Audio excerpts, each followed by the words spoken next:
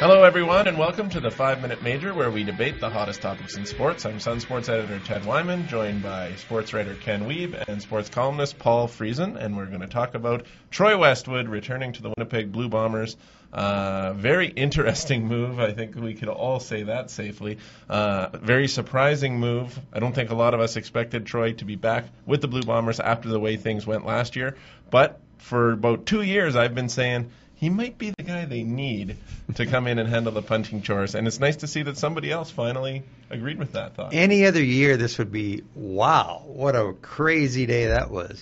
It's just another day this year, isn't it? It's just another move that you didn't see coming, that Mike Kelly pulls out of his hat. And, you know, it makes some sense. Westwood was a pretty good punter when they let him go. It's been a while, though, and at that age, I don't know how quickly you lose it. I guess if you can get away with it anywhere, it's as a kicker.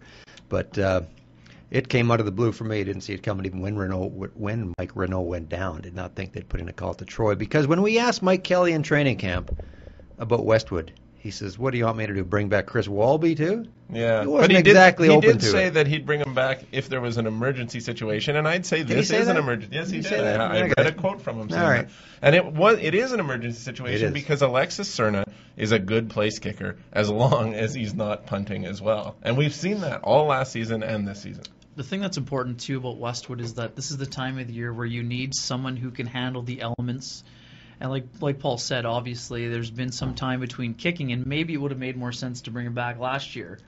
But I don't know if there's somebody out there that would do a better job that's Canadian punting in Canadian Stadium in the winter months. So who knows it better? Who knows the job better? It's pretty much a no-lose situation for the Bombers, and the sort of little nugget that comes out of this is that, Troy probably gets his proper farewell, but the Bombers aren't exactly in a position where they can bring guys in for PR moves. I don't think this is one No, at it's all. not, but it's an auxiliary PR move. It seems to be working to that effect. I guess, although there was quite the anti-Westwood faction out there when he left. Don't forget that. Sure, not because of his punting, though. It was never because of his punting. That's right. It was his place kicking. They never replaced his punting. Yeah.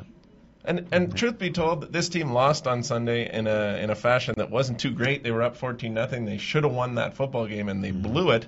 Nobody was talking about that after about noon on Monday when everybody found out that Troy Westwood was coming back. So as a move, a PR move in that sense, it's helped them as well. No, you're right about that. It's funny, though. Before that last game, I asked Coach Kelly in one of our scrums a day or two before, what happens if Alexis Cerna shanks a punt and hears some boo birds and it affects his field goal kicking? And he kind of sloughed it off as, it's never going to happen. That's exactly what happened. I don't want to say I told you so, but it's exactly what happened. Cerna, you're right, can't seem to do both jobs as effectively. Now, is one game enough to condemn him? Maybe you give him a little more rope.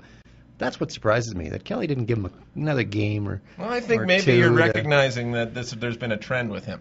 Let's talk about another guy who's shown some trends with the Blue Bombers, and that's Michael Bishop. Actually, he's shown this trend over his career in the CFL that he really can't string together a lot of good games in a row. And this last game was a pure example of that. He absolutely struggled miserably, and I think in a lot of ways he lost the Bombers that game a lot on his own. He just made some terrible throws. When guys were open, he missed them, and he threw some really bad interceptions.